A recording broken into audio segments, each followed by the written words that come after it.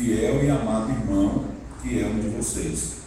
Então essas duas cartas, né, de Efésios e Colossenses, foram escritas na mesma época e tiveram as mesmas pessoas, os mesmos mensageiros para poder levá-las, né?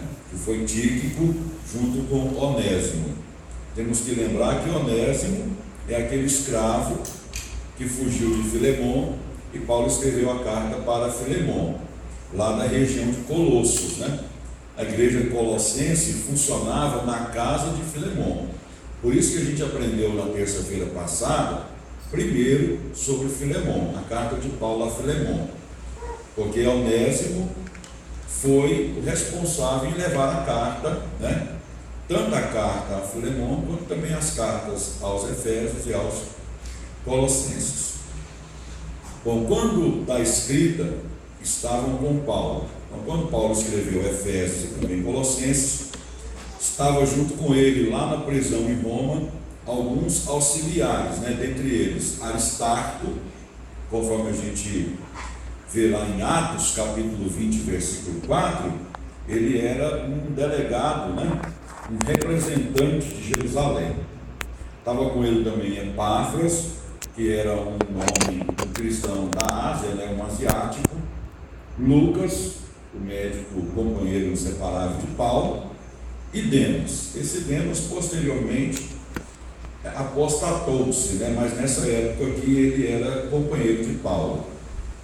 Então, junto com Aristarco, Epáfras, Lucas e Demas, também estava Marcos, aquele João Marcos, lá da primeira viagem missionária de Paulo, que abandonou Paulo e Barnabé, e que no início da segunda viagem Barnabé queria levá-lo e Paulo não aceitou. É esse mesmo João Marcos aqui.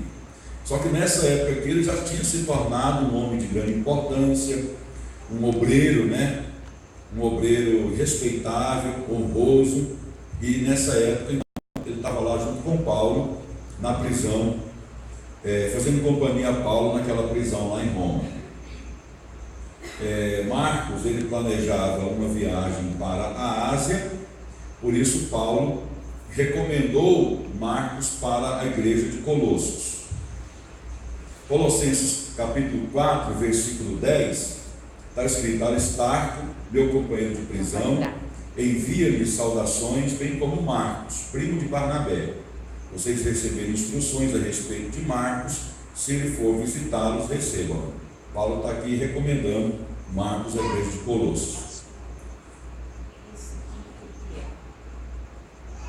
Mas aqui pode tirar, não sei o que é isso não, mas pode tirar, é da extensão ali. Então Paulo, ele recomendou Marcos à igreja de Colossos, porque Marcos tinha a intenção de lá de Colossos fazer uma viagem para a Ásia. Então esse é o pano de fundo da carta aos Efésios. Uma outra coisa interessante que a gente observa aqui é que Paulo ficou em Éfeso durante quase 3 anos, pregando a palavra, estabelecendo a igreja. Então esperava-se, né, que Paulo, ao escrever aos irmãos de Éfeso, escrevesse uma carta com um tom mais pessoal, né? Porque ele era bem conhecido daquela igreja. Mas a gente percebe aqui um tom pessoal, né? Uma carta mais de cunho teológico na sua primeira parte, e na segunda parte uma carta de cunho da teologia prática, né? Por que isso? Porque essa carta de Paulo aos irmãos de Éfeso, aos Efésios, era uma carta chamada carta circular. Ela era uma carta enviada para a igreja de Éfeso, mas não para ser lida somente lá, naquelas igrejas também naquela proximidade. Então, por se tratar de uma carta circular e não de uma carta enviada para uma igreja somente, a gente não tem aqui um tom pessoal, mesmo Paulo sendo muito conhecido daquela igreja. Repetindo, Paulo ficou lá durante quase 3 anos, foi o lugar que ele ficou mais tempo durante as suas viagens missionárias. Bom, a carta de Paulo aos Efésios é o único escrito do Novo Testamento em que a palavra igreja não significa apenas uma igreja local, porque até então Paulo trabalha a igreja que está em Corinto, a igreja que está em Colossos. Paulo sempre está usando a palavra igreja no sentido local.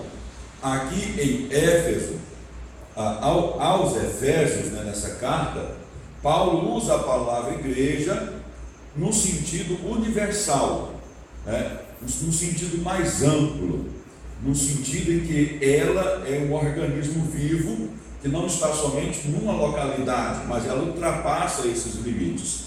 Então, aqui em Carta aos Efésios é o primeiro lugar do Novo Testamento, ou o único lugar do Novo Testamento, em que a palavra igreja tem esse significado, um significado mais amplo, né? Não somente no sentido local, mas no sentido universal. Bom, então vamos aí, conteúdo da carta, né?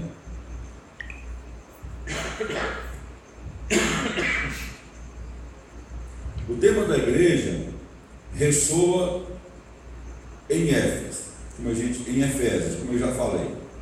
Efésios dirige-se a pessoas que alcançaram uma maturidade, mas querem progredir. Por isso, certos temas ocorrem nessa carta constantemente. Então, temos que lembrar que Paulo ficou nesse lugar quase 3 anos. Diz os historiadores que Paulo gastava uma média de 5 horas por dia ministrando a palavra de Deus, quando na sua época de missionário em Éfeso. Então, os Efésios eram crentes que tinham já alcançado um certo grau de maturidade. E Paulo via nisso que eles já eram crentes maduros, mas via também que eles precisavam de progressão. Não somente os Efésios, mas aquelas cidades próximas ali. Então, por isso que Paulo vai trabalhar alguns temas para poder dar progressão a essa maturidade já existente naquela igreja. É aquela ideia, né? Não é porque a pessoa já alcançou um certo grau de conhecimento que ele vai estacionar.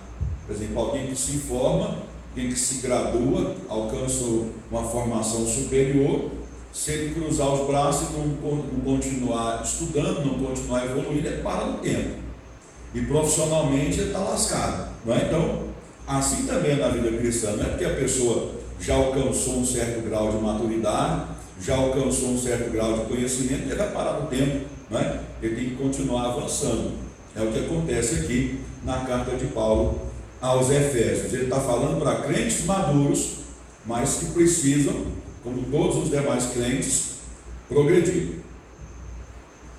Acho que você podia me ajudar lá, fazendo favor, que o motor está ocupado. Senta lá e me ajuda, por favor. Eu estou falando aqui da slide anterior. É conteúdo. Isso, fica aí, volta. Já estava, né? É porque o meu aqui está diferente. O meu aqui eu acrescentei algumas coisas. Bom, então vamos ver os temas que Paulo trabalhou no conteúdo da carta. Propósito divino ao estabelecer a igreja. Então,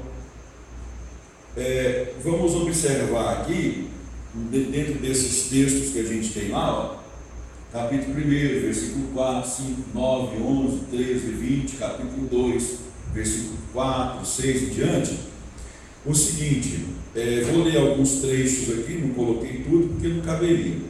Lá no versículo 4 do capítulo 1 fala assim: Deus nos escolheu nele antes da criação do mundo, para sermos santos e irrepreensíveis em sua presença. Versículo 5: em amor nos predestinou para sermos adotados como filhos, por meio de Jesus Cristo, conforme o bom propósito da sua vontade. Versículo 13: quando vocês ouviram e creram na palavra da verdade, o evangelho que os salvou, vocês foram selados em Cristo com o Espírito Santo da promessa. Versículo 20: esse poder ele exerceu em Cristo, ressuscitando os mortos e fazendo-o assentar-se à sua direita nas regiões celestiais. Regiões celestiais, vai aparecer muito essa expressão em Efésios. É uma expressão idiomática que significa o mundo espiritual, tá? Mundo espiritual. Deus nos ressuscitou com Cristo e com Ele nos fez assentar nos lugares celestiais em Cristo Jesus. Versículo 10 do capítulo 2: porque somos criação de Deus, realizada em Cristo Jesus, para fazermos boas obras, as quais Deus preparou antes para nós as praticarmos. Capítulo 3, versículo 11. De acordo com o seu eterno plano que ele realizou em Cristo Jesus, nosso Senhor. Então, dentro desse propósito divino, quando Deus estabeleceu a igreja, a gente, por esses textos aqui, aprende o seguinte: Deus, na sua presciência, o que é presciência? Ele conhece todas as coisas de maneira antecipada, mas isso não faz com que ele interfere nas decisões humanas. Então, antes de Deus criar o ser humano, ele não foi pego de surpresa. Ele, na sua presciência, sabia que o ser humano cairia. Então ele, desde a fundação do mundo, fez um plano, um propósito. Dentro desse propósito era salvar o homem. Então a igreja, ela não foi algo criado por acaso, ou inesperadamente, ou como se fosse um plano B. Não, Deus, no seu eterno propósito, ele já sabia da queda do homem, por isso já providenciou para o homem essa solução, que é a pessoa de Jesus vindo salvá-lo e estabelecendo a igreja. Então, resumindo, é isso que Paulo fala aí nesses versículos. Então, o bom propósito da sua vontade, salvar o homem. Deus não era obrigado a salvar ninguém, e nem é obrigado a salvar ninguém. Ele é soberano, mas ele, pelo seu bom propósito, aprova salvar o homem através da pessoa de Jesus e colocar o homem, então, nas regiões celestiais, ou seja, nesse mundo espiritual, né? Então, já que o homem é salvo, pertence a essa igreja, que é o bom propósito de Deus para a vida do homem, esse homem tem que andar então com uma conduta cristã conforme esse bom propósito de Deus. Por isso que está escrito a conduta cristã mediante a exortação andai. Primeiro Paulo trabalha a ideia do propósito de Deus de salvar o homem, depois ele trabalha a ideia, se o homem é salvo, então ele tem que andar conforme essa condição. Então ele vai dizer, olha, como prisioneiro do Senhor, uma referência à sua condição de preso em Roma, rogo-lhes que vivam de maneira digna da vocação que receberam. Qual é a vocação? Eu sou salvo em Cristo Jesus, então vivam dessa maneira. Versículo 17, assim eu lhes digo, e no Senhor insisto, que não vivais como os gentios, ou seja, como os pagãos, que vivem na inutilidade dos seus pensamentos. Capítulo 5, versículo 1. Portanto, sejam imitadores de Deus, como filhos amados. Versículo 8. Porque outrora vocês eram trevas, mas agora são luz no Senhor. Vivam como filhos da luz. Versículo 15. Tenham cuidado com a maneira como vocês vivem, que não seja como insensatos, mas como sábios. Então, essa conduta cristã de viver tem que estar em contraste, com o antigo comportamento lá no mundo, que está no capítulo 2, versículo 1. Vocês estavam mortos em suas transgressões e pecados. Então, saiu de uma condição, mortos em transgressões e pecados, está agora numa outra condição, que é vivos para Deus e com Deus. Então tem que andar conforme essa situação. Por isso que tem todos esses versículos aí que trabalham nessa ideia. Bom, mesmo que o cristão viva aqui na terra, a esfera da atividade dele alcança o mundo espiritual, que Paulo chama aí de lugares celestiais, que é o próximo ali, ó. Então por que eu tenho que ter uma conduta cristã conforme o bom propósito de Deus, que é a minha salvação? Porque tudo que eu faço aqui tem um resultado no mundo espiritual, os lugares celestiais. Olha, bendito seja o Deus e Pai de nosso Senhor Jesus Cristo, que nos abençoou com todas as bênçãos espirituais nas regiões celestiais em Cristo. Versículo 10, isto é, de fazer convergir em Cristo todas as coisas celestiais ou terrenas na dispensação da plenitude dos tempos. Versículo 20, esse poder ele exerceu em Cristo, ressuscitando-o dos mortos e fazendo-o assentar-se à sua direita nas regiões celestiais. Capítulo 2, versículo 6, Deus nos ressuscitou com Cristo e com ele nos fez assentar nos lugares celestiais em Cristo Jesus. Capítulo 3, 10, A intenção dessa graça era que agora, mediante a igreja, a multiforme sabedoria de Deus se tornasse conhecida dos poderes e autoridades nas regiões celestiais. Capítulo 6, versículo 12. Pois a nossa luta não é contra seres humanos, mas contra os poderes e autoridades, contra os dominadores desse mundo de trevas, contra as forças espirituais do mal nas regiões celestiais. Viu? Quantas vezes aparece a expressão aqui, regiões celestiais ou lugares celestiais? Isso é uma expressão que indica mundo espiritual. Então tudo que eu faço aqui, há reflexo lá. Então por isso que eu tenho que andar de maneira digna, na minha condição de salvo, de cristão, porque a esfera das minhas atividades, embora sejam realizadas aqui, são de origem celestiais, no mundo espiritual, e tem resultados lá também. Tem resultados aqui, mas também tem resultados lá. O apóstolo Paulo expulsava demônios, os filhos do sacerdote Seva viram aquilo, acharam aquilo extraordinário, porque os sacerdotes trabalhavam com exorcismo, mas era algo muito demorado, porque tinha uma regra para aquilo, livro de rezas, tinha ervas para serem queimadas, era um trabalho muito demorado. E eles acharam uma solução rápida. Olha, Paulo está expulsando no nome de Jesus, então vamos lá. Viram lá um endemoniado, sai, no nome de Jesus, aqui Paulo prega. Aqueles caras não eram conhecidos do mundo espiritual. Os demônios falaram: Paulo conhecemos, Jesus também, mas não conhecemos vocês. Então todas as atividades aqui realizadas são reconhecidas no mundo espiritual. Então a gente tem que ter esse cuidado, andar de maneira digna, né? E por último ali, né, a dinâmica da igreja é o Espírito Santo.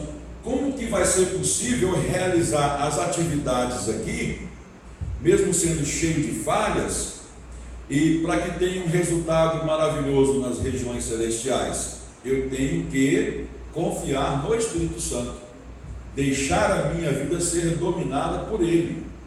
Então a dinâmica da igreja não é o esforço da própria igreja, a dinâmica da igreja é o Espírito Santo. Só é possível fazermos coisas agradáveis a Deus, dignas de um cristão, e que tenham resultados maravilhosos no mundo espiritual, se nós deixarmos ser dominados e vivermos na dimensão do Espírito Santo. Então a dinâmica da igreja é o Espírito Santo, porque ele é o selo da aceitação. Lá no capítulo 1, versículo 13, fala: vocês foram selados com o Espírito Santo da promessa. Quando a pessoa aceita Jesus, aceita Cristo, o Espírito Santo o sela.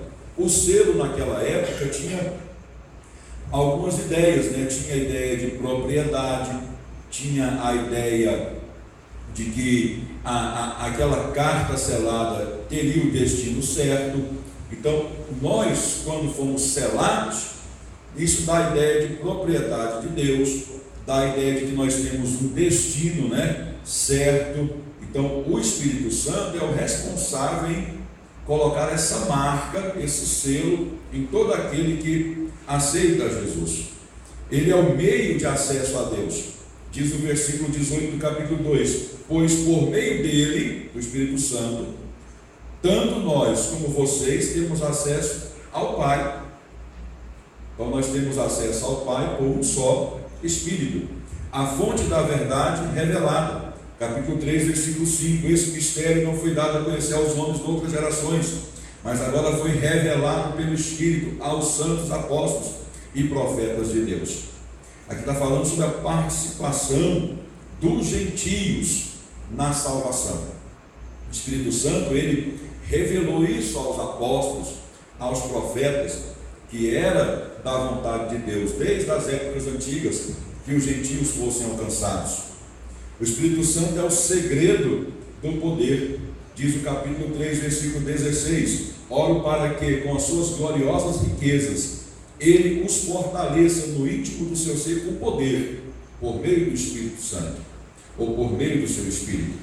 Ele é o vínculo da unidade. Capítulo 4, versículo 3: façam todo o esforço para conservar a unidade do Espírito, pelo vínculo da paz.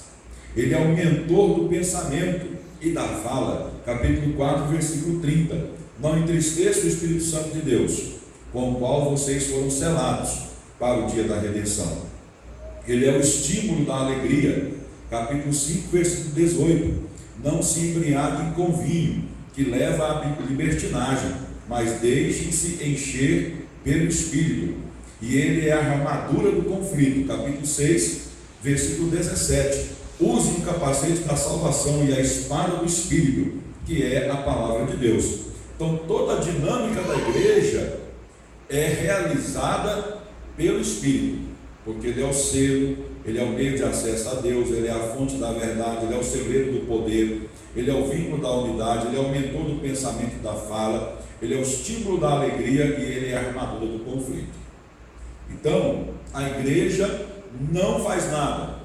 Eu e você, como cristãos, membros da igreja, não fazemos nada se o Espírito de Deus não nos mover para fazermos. Então, a gente tem que, todos os dias, pedir a Deus que nos fortaleça, nos encha, e o Espírito Santo com certeza vai realizar esse trabalho em nós, e faremos todas as coisas para glorificar o nome do Senhor, sabendo que todas as coisas acontecem movidas pelo poder do Espírito Santo.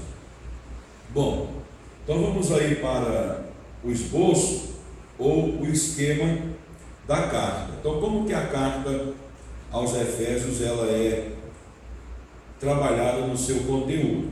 Tem a introdução, né? Depois tem a constituição da igreja, como que ela foi constituída, tem a consciência da igreja, a criação da igreja, a concórdia da igreja, a chamada da igreja, a conduta da igreja.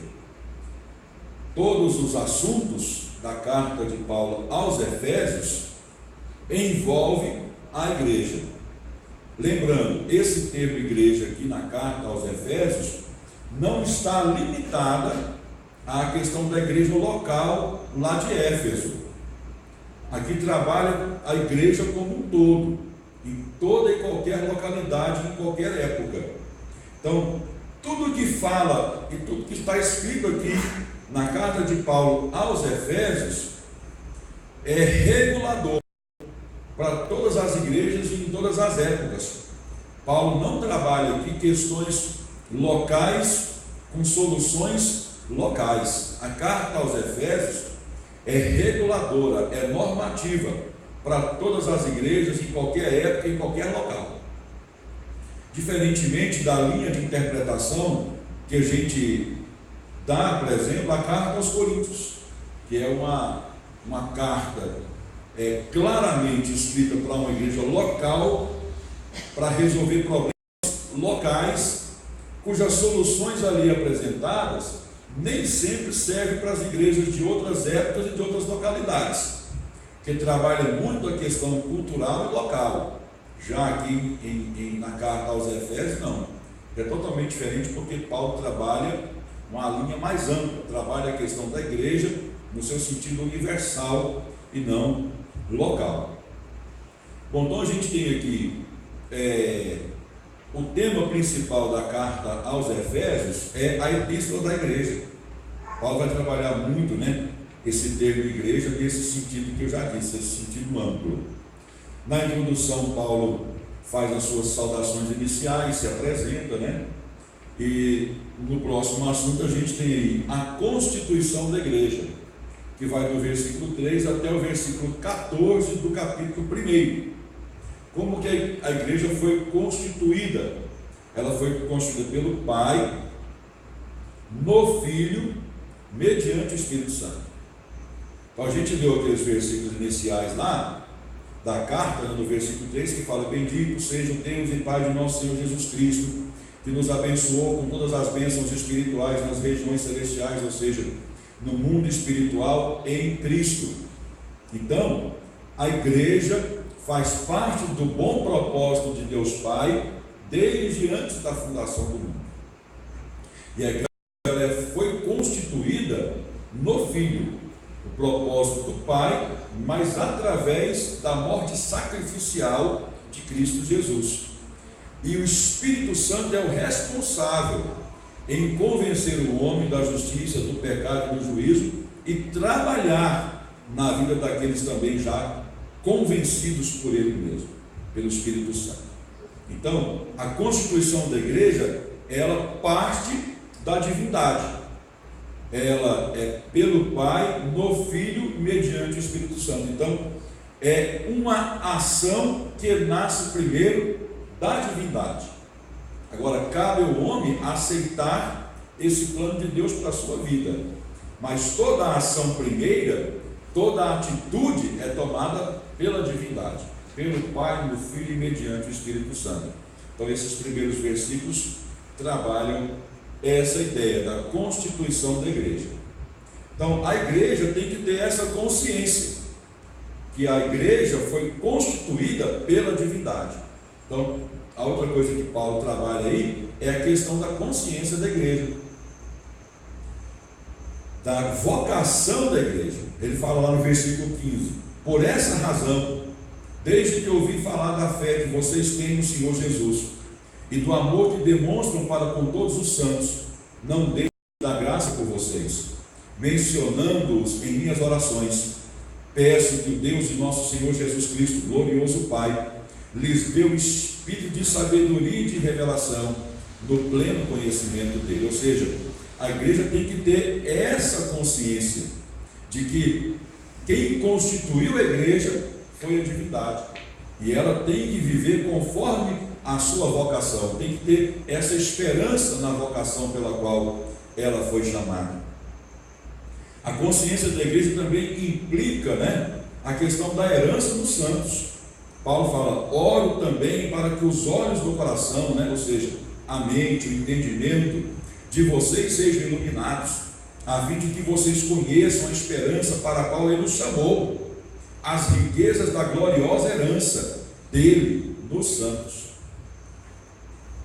da grandeza do poder e a incomparável grandeza do seu poder para conosco, que cremos, conforme a atuação da sua poderosa força.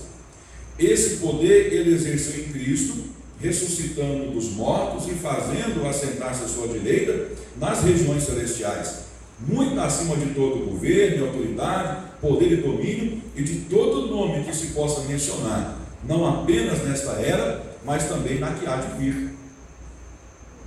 Então, o poder que está envolvido na igreja está muito acima do poder de qualquer principado, governo, do mundo físico, do mundo espiritual, porque o que opera na igreja é o Espírito do Senhor, é o Espírito de Deus.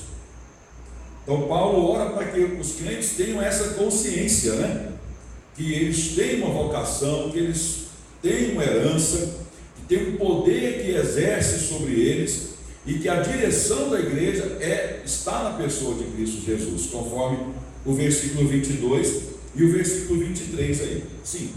O que é santo? A herança nos santos. O que é santos que ele está falando? Santos é uma palavra utilizada no Novo Testamento para se referir aos cristãos. Porque a palavra santo no Novo Testamento e também no Antigo Testamento é uma palavra que significa separado. Lá no Antigo Testamento, quem são chamados de os santos? São aquele povo da eleição de Deus, que são os judeus. No Novo Testamento é a igreja, onde está incluída na igreja judeus e não judeus. Por que os cristãos são chamados lá no Antigo, no Novo Testamento, de santos? Assim como os judeus eram chamados no Antigo Testamento de santos, por causa da palavra que significa separado. Separado de quem para quê? Separado da vida do mundo, desse século, para Deus. Então, as pessoas saem de uma realidade e vêm para outra.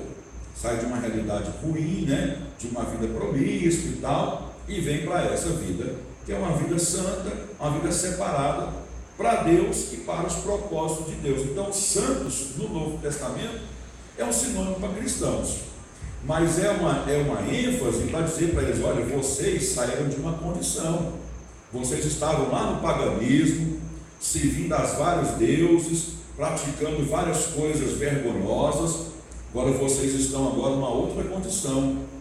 Vocês viviam na imoralidade, já não vivem mais. Vocês viviam na idolatria, já não vivem mais. Vocês viviam nos rituais ocultistas, já não vivem mais. Agora a condição de vocês é que vocês estão separados para Deus. Mas vocês foram separados para Deus, não foram para ficar aí parados. Vocês foram separados para Deus para servir ao bom propósito para o qual vocês foram chamados. Então a palavra santos na Bíblia tem essa indicativa. A pessoa foi separada para Deus e para o serviço de Deus. Tá? Bom, então vamos lá. 4. A criação da igreja. Como que Deus criou a igreja? Que material que Deus usou para formar a igreja? O material foi com os filhos da ira. Né? Paulo usa essa expressão. Vocês eram os filhos da ira. Mas como assim? As pessoas viviam numa condição moral, religiosa tão baixa que essas pessoas eram alvos da ira de Deus. O que é a ira de Deus nesse sentido aqui? Do julgamento de Deus. As pessoas estavam na condição que viviam reservadas, entre aspas, aí, para o juízo. Quando elas aceitam a Cristo, elas são tiradas dessa condição, né? São chamadas dessa condição. Então o material que Deus usa para fazer a igreja é o povo ruim mesmo, são os doentes que precisavam de médico, né?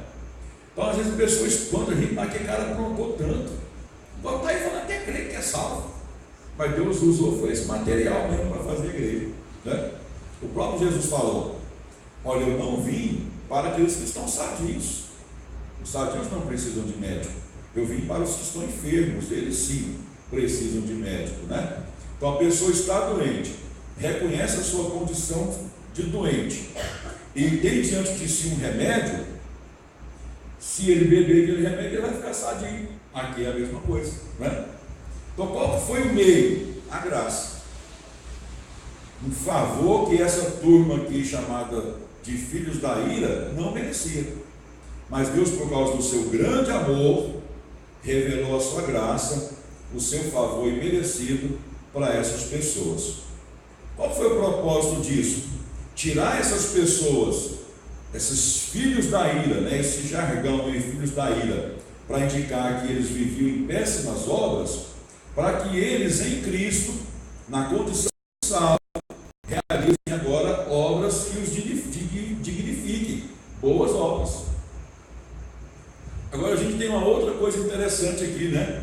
Que é a concórdia da igreja, que os judeus se consideravam bons e diziam que os gentios não estavam com nada. Aí a gente viu lá em Romanos que Paulo explicou a condição de ambos. Olha, os judeus e os gentios, todos eles estão depravados e carecem de Deus. Então a igreja ela é constituída tanto de judeu quanto de gentio. E Paulo deixa isso bem claro aqui no capítulo 2, a partir do versículo 11, quando ele fala: olha, na igreja não tem judeu e não tem gentio. Ou seja, não é porque o cara é judeu, o outro não é, um é melhor do que o outro, ambos precisam de Deus. Na igreja não tem servo e nem senhor, e nem escravo, desculpa, não tem senhor e nem escravo. Ou seja, não é porque o camarada é rico e o outro é pobre, que o rico é melhor do que o pobre. Negativo. Na igreja não tem grego nem bárbaro, ou seja, um camarada inteligente, um filósofo, e um camarada que não tem inteligência alguma, ou pouca inteligência. Não existe isso. Na igreja, irmão, todos são iguais, todos se equivalem. Por isso que Tiago fala que a igreja, ela erra, que se algum rico entrar na igreja com um anel de ouro, diamante, e a pessoa chegar, vem aqui, fica aqui no lugar de destaque, porque o senhor é rico, não pode ter isso, né? Porque a igreja, ela trabalha a questão da igualdade. Todos somos iguais diante de Deus, todos somos iguais. Então, união de judeu e gentio em Cristo é nesse sentido, né? Para Deus, em Cristo Jesus, não há judeu, não há gentio, não há homem, não há mulher, não há sábio, não há indouto, todos se equivalem. Bom, a chamada da igreja, capítulo 3. A igreja foi chamada para quê? Para que a igreja existe? Para revelar a sabedoria de Deus. Paulo aqui ele fala da sua condição de apóstolo aos gentios. E ele fala que os gentios estão incluídos aí nesse povo de Deus, né? Não tem mais separação. Paulo fala que a sabedoria de Deus é revelada em Cristo Jesus, em quem temos livre acesso. Então Paulo aqui fala uma coisa interessante, porque ele diz o seguinte: olha, antigamente os gentios, para poderem participarem do culto judaico, eles tinham um pátio reservado que ficava muito longe do chamado lugar santíssimo. E que era o lugar santíssimo? Era um local do templo reservado ao sumo sacerdócio, onde o sumo sacerdote entrava só uma vez no ano, no chamado dia da expiação, para poder interceder pela nação. Então, o acesso a Deus dentro do trabalho litúrgico judaico era reservado a um grupo de representantes de um povo. E o gentio, mesmo que se convertesse ao judaísmo, ele tinha um pátio reservado para ele, e ficava bem longe do lugar santíssimo. É como se o lugar santíssimo fosse aqui, e o pátio dos judeus fosse lá junto do portão, o pátio dos gentios fosse lá perto do portão. Aí Paulo está falando aqui: olha, em Cristo não tem mais isso. Judeus, gentios que são os não judeus, todos têm livre acesso a Deus em Cristo Jesus. Então a igreja do Novo Testamento foi chamada para revelar essa sabedoria de Deus, de abrir o leque, de abrir o espaço para todos em Cristo se aproximar dele. Por exemplo, a condição de um pastor hoje na igreja, ele é muito mais de um orientador, de um treinador, né? De um administrador, do que de sacerdote. Porque você não precisa da minha intermediação para poder chegar a Deus. Você lá na sua casa, ajoelha lá no seu quarto, ora, e você tem livre acesso a Deus. Ah, a menina está doente aqui, eu tenho que correr atrás do pastor, porque o pastor é que tem poder espiritual para isso. Não, você também tem. Você tem livre acesso a Deus. O sacerdócio cristão independe do título que a pessoa ocupa na igreja. Títulos e cargos ocupados na igreja têm a função de ajudar uns aos outros para o mesmo propósito, crescimento espiritual. Mas ninguém na igreja tem uma condição especial ou melhor do que outro. Todos nós, conforme as palavras do apóstolo Pedro, somos sacerdócio real do Deus vivo. Temos livre acesso a Deus. Então a igreja, ela foi chamada para revelar às pessoas esta sabedoria de Deus, de em Cristo Jesus ter dado acesso livre a todos que se achegarem a Ele. Bom, por que isso é importante? Todos nós nos aproximemos de Deus, para que nós experimentemos a plenitude de Deus. Deus nos chamou e deu a nós livre acesso a Ele, através de Cristo Jesus. Não foi para nós termos uma vida mais ou menos, ou uma ideia de um Deus lá longe daqui, não, para a gente ter experiências com Ele, para a gente ter aproximação com Ele, para que nós vivamos de maneira plena com Ele. Então aqui Paulo faz até uma oração, né? No capítulo 3, versículo 14 até o 21, dentro desse propósito, né? De vivermos uma plenitude com Deus. Bom, então baseado nessas coisas, né?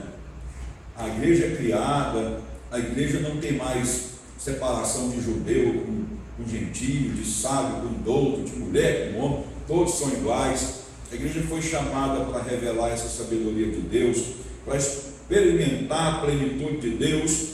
Agora Paulo vem para a segunda parte da carta. Sabendo de todas essas realidades teológicas, a igreja tem que viver agora conforme o seu chamado. Aí Paulo vai trabalhar sobre a conduta da igreja. Bom, se a igreja sabe que tem esse privilégio de ter sido formado por Deus, chamada por Deus, viver na plenitude de Deus, ter acesso a Deus, como que ela tem que viver? É o que vai acontecer ali agora no 7. A conduta da igreja, o seu ministério, os seus padrões morais, o seu comportamento coletivo perante o mundo, os seus padrões domésticos, o conflito da igreja, e depois Paulo conclui a carta falando sobre a batalha espiritual, né? Bom, então vamos lá. O seu ministério, diversidade na unidade. Bom, por que Paulo trabalha isso? A igreja cristã, a igreja do Novo Testamento, ela é formada por indivíduos muito diferentes um do outro. É formada de judeus e de gentios, que são de mundos totalmente distintos, de ricos e pobres, de homens e de mulheres, de sábios e não sábios. Aí Paulo fala, dentro dessa diversidade que existe na igreja, tem que haver aquilo que os une, que é o vínculo da unidade da paz. Aí Paulo vai trabalhar o capítulo 4, versículo 1 até o 16 sobre isso. Versículo 2 ele fala, sejam completamente humildes e dóceis. Tem como você viver em unidade com pessoas que não são humildes e que não são dóceis? Não tem. E não é fácil você viver em unidade com quem é humilde e dócil? É muito fácil, né? Aqui na igreja a gente podia, né, enumerar alguns que são humildes e dóceis e fácil de conviver com eles. Mas não vamos fazer isso, não, de repente a gente esquece de alguém, aí a pessoa fica triste, né? Então não vamos fazer isso. Mas podia também enumerar alguém também que não tem humildade, que não tem doçura e que é difícil de conviver? Também podia, mas não fazer isso, não dá problema, né? Aí ele continua falando, e sejam pacientes, suportando uns aos outros com amor, façam todo o esforço para conservar a unidade do Espírito pelo vínculo da paz. Tem que fazer esforço, porque nem sempre é fácil. E ele designou alguns para apóstolos, outros para profetas, outros para evangelistas e outros para pastores e mestres, para poder ajudar nesse sentido, né? De preparar os santos para a obra do ministério, para que o corpo de Cristo seja edificado, até que todos alcancemos a unidade da fé e do conhecimento do Filho de Deus e cheguemos à maturidade, atingindo a medida da plenitude de Cristo. Antes, seguindo a verdade em amor, cresçamos em tudo naquele que é a cabeça, Cristo. Então, a igreja é formada por uma diversidade de pessoas, mas temos que fazer todo o esforço possível com a ajuda do Espírito de Deus para que se preserve, né, a unidade na igreja. Aí Paulo depois vai trabalhar sobre os padrões morais, capítulo 4, versículo 17 até o capítulo 5, versículo 14. Ele fala, não vivam mais como gentios, porque os gentios, os pagãos, viviam na inutilidade dos seus pensamentos, separados da vida de Deus por causa da sua ignorância. Aí ele fala, vocês não são ignorantes mais, vocês conhecem a verdade, não é? Porque vocês aprenderam assim de Cristo, conforme o versículo 20 aí.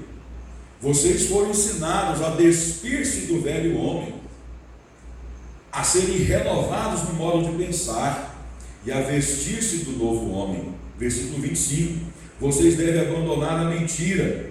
Versículo 26, quando vocês ficarem irados, não pequem. Versículo 27, e não deem lugar ao diabo. Versículo 28, porque furtava, não furte mais. Interessante que o versículo continua e fala, antes trabalhe para que tenha o que repartir. Ou seja, antes você furtava, tirava dos outros, agora você tem que trabalhar para que você tenha suficiente para poder repartir com quem precisa, não é? Interessante esse versículo aqui. Versículo 29, nenhuma palavra torpe, ou seja, nenhuma palavra destruidora saia da boca de vocês. Versículo 30, não entristeçam o Espírito Santo de Deus, com o qual vocês foram selados para o dia da redenção. Versículo 31, livrem-se de toda amargura, indignação e ira, gritaria e calúnia, bem como de toda maldade. Versículo 32, Sejam bondosos e compassivos uns para com os outros, perdoando-se mutuamente, assim como Deus os perdoou em Cristo. Capítulo 5, versículo 1. Sejam imitadores de Deus como filhos amados e vivam em amor, como também Cristo nos amou e se entregou por nós. Versículo 3. Não deve haver nem sequer menção de imoralidade sexual, como também de nenhuma espécie de impureza e de cobiça. Versículo 4. Não haja obscenidade, nem conversas tolas, nem gracejos imorais. Versículo 5. Nenhum imoral, ou impuro, ou ganancioso, que é idólatra, tem herança no reino de Cristo e de Deus. Versículo 8. Porque outrora vocês eram trevas, mas agora são luz no Senhor. Vivam como filhos da luz. Versículo 9. Pois o fruto da luz consiste em toda bondade, justiça e verdade. Versículo 10. E aprendam a discernir o que é agradável ao Senhor. Versículo 11. Não participam das obras infrutíferas das trevas. Versículo 12. Porque aquilo que eles fazem oculto até mencionar é vergonhoso. Versículo 13 e 14. Mas tudo que é exposto pela luz torna-se visível, pois a luz torna visível todas as coisas. Por isso é que foi dito: desperta, ó tu que dormes, levanta-te dentre os mortos, e Cristo resplandecerá sobre ti.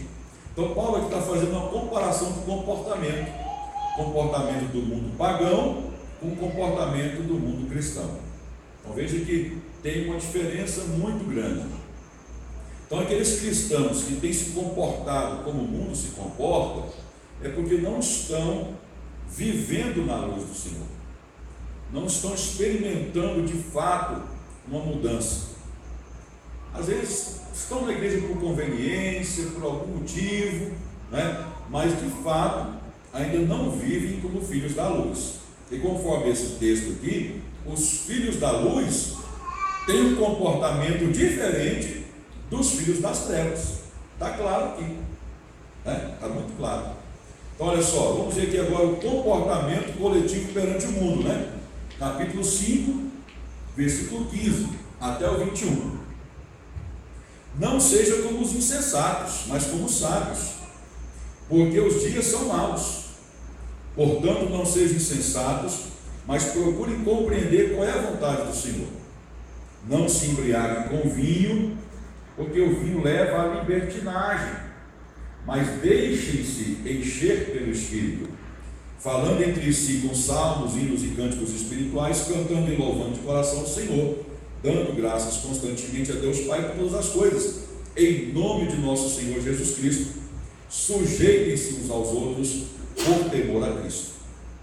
Então, esse deve ser o comportamento da igreja perante o mundo. Os seus padrões domésticos, aqui Paulo vai falar sobre os papéis entre homem e mulher, a mulher ser submissa ao marido, né? A mulher, conforme os padrões bíblicos, ela não é a chefe da casa. Quem é escolhido por Deus para ser o chefe da casa é o homem. O homem não pode abusar desse papel. A mulher tem que ser cooperadora dele nesse sentido. Então, a submissão da mulher não indica que a mulher é inferior ao homem. Assim como numa empresa existe diretor, gerente, chefe e depois vem os subordinados, ninguém é melhor do que ninguém. A questão aqui é de ocupação de função. Na casa é a mesma coisa. Deus, padrão bíblico é esse: o homem é o chefe da casa, mas ele tem uma parceira para ajudá-la nesse sentido, que é a esposa. Então, mas a esposa, ela tem que entender esse papel e nunca tomar a posição de liderança. Porque muitos homens acabam aceitando que a mulher seja a líder da casa, porque ele não quer conflito, não quer briga, não quer discórdia, acaba aceitando, acaba se acomodando naquela situação. Mas lá no interior dele, aquilo é problemático dentro dele. E vai chegar uma hora que ele vai explodir, que ele vai se revoltar com aquela situação. Bem como um homem que é o líder da casa abusar dessa condição e humilhar a mulher, como se a mulher fosse qualquer uma dentro da casa. Não, ela tem um grau de importância muito grande nas participações dentro do processo, porque a mulher tem mais sensibilidade. mas a última palavra sempre é do homem, ou tem que ser sempre do homem. Esse é o padrão bíblico. Ah, pastor, mas não é assim que o mundo vive hoje. A mim não importa, o que eu estou discutindo aqui é o padrão bíblico. Esse é o padrão bíblico. Cada um tem o seu papel, nenhum pode abusar do outro. Nenhum pode abusar do seu papel, melhor dizendo. O homem, por se achar líder da casa, pisar na esposa e filhos, e a mulher querer tomar a posição de líder da casa.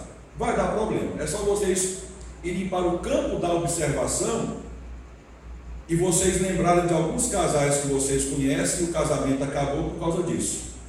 Porque a mulher quis ser a líder da casa, o homem aceitou até um certo ponto, chega uma hora que ele se revoltou com a situação e foi comprar fumo, como diz o Cleito.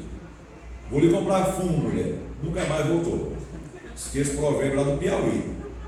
Pastor, Sim.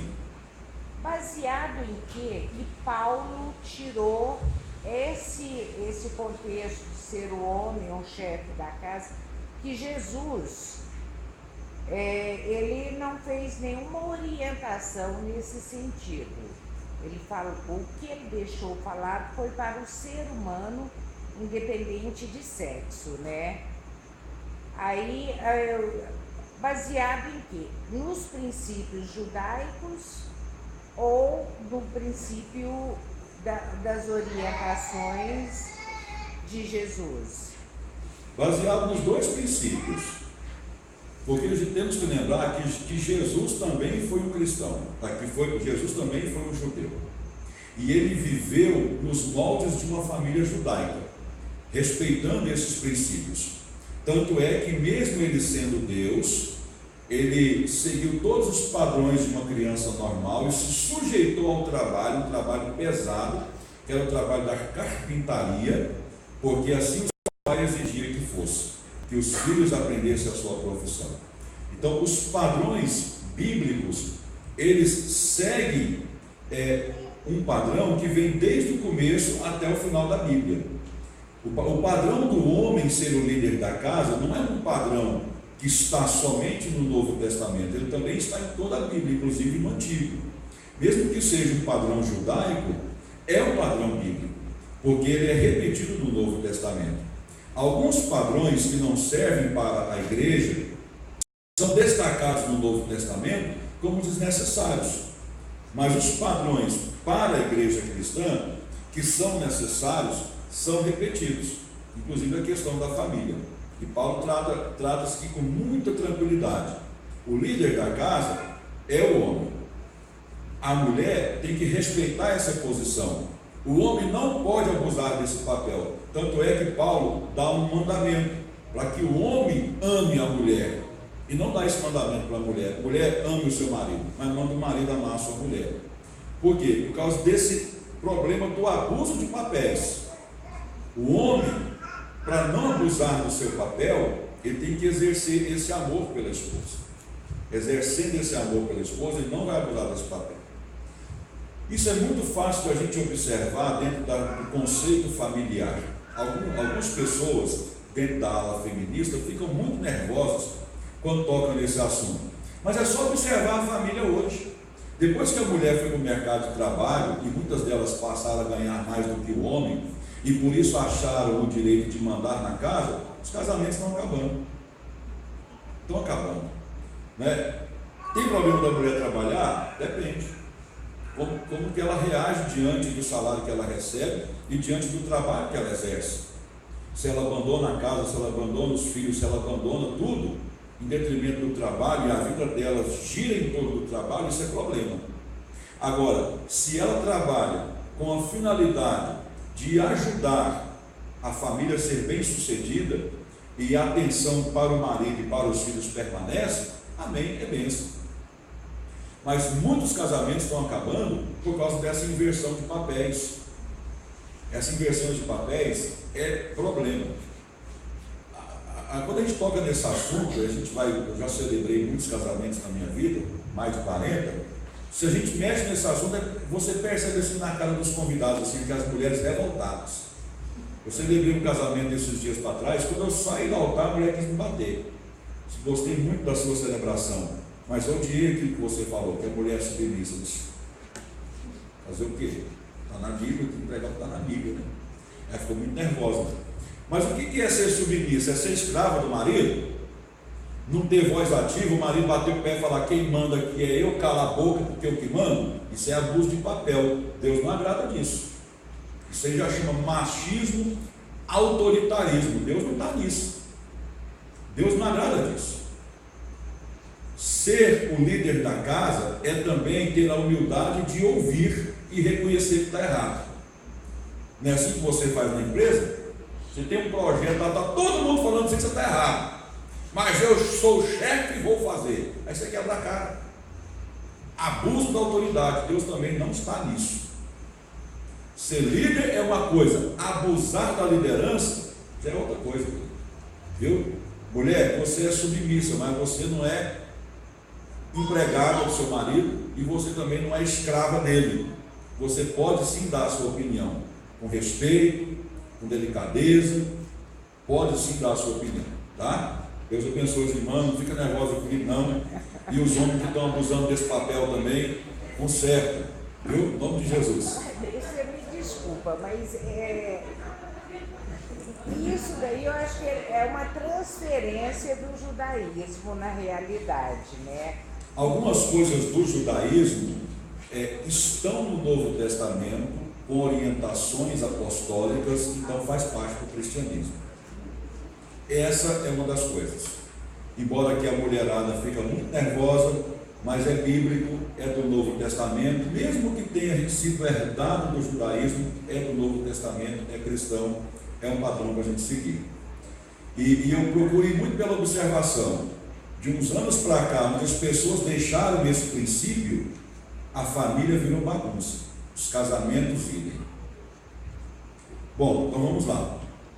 Aqui nós temos orientações entre marido e mulher, os deveres paternais, ou seja, o papel do pai para com o filho, o papel do filho para com o pai, os deveres dos escravos para com os senhores, né? Eles tinham que servir com respeito, né, aos seus senhores. E depois a gente tem aqui o conflito da igreja, que são as chamadas armaduras espirituais, capítulo 6, versículo 10 a seguir. Aqui a gente tem nessa armadura itens de defesa, e apenas 2 itens, vamos dizer assim, de ataque, que é a palavra e a oração. Hoje a gente fala muito sobre batalha espiritual, né? Identificar demônios. A Bíblia não preocupa com isso. A Bíblia te dá aqui padrões para você viver de maneira a agradar ao Senhor, e agradando ao Senhor, essas manifestações maléficas não serão realidades na sua vida. Você tem que usar o cinto da verdade, a couraça da justiça, os pés calçados com a prontidão do Evangelho da paz, embraçar o escudo da fé, colocar o capacete da salvação e usar a espada do Espírito, além de ter uma vida de oração. E aí nós temos aqui a conclusão, está no capítulo 6, versículo 21 até o 24, onde Paulo cita aqui Tíquico, que vai informar para a igreja tudo que eles estão passando, né, na condição de prisioneiro, e ele fala: enviei-o para que saibam como estamos e para que ele os encoraje. Pai seja com os irmãos e amor com fé da parte de Deus Pai e do Senhor Jesus Cristo. A graça seja com todos os que amam o nosso Senhor Jesus Cristo, com amor incorruptível. E aqui a gente tem o último slide, né? Que é a apreciação. Se Romanos constitui uma amostra do ensino que Paulo dava às igrejas, quando primeiro as visitava, Efésios é uma amostra da sua técnica de conferência bíblica. Muito do material de Efésios se encontra em outras epístolas de Paulo. Há em Efésios pouca teologia ou ética que não ocorre em outros lugares. O complexo total, porém, é integrado num novo quadro da igreja, como um único corpo funcional constituído por judeus e gentios, equipado com padrões próprios e empenhado num conflito espiritual. O seu objetivo é a unidade da fé, o conhecimento do Filho de Deus, à medida da estatura completa de Cristo. Amém. Vamos pedir aí o nosso irmão Zé Carlos para tirar uma oferta, por favor, Zé Carlos. Perdão?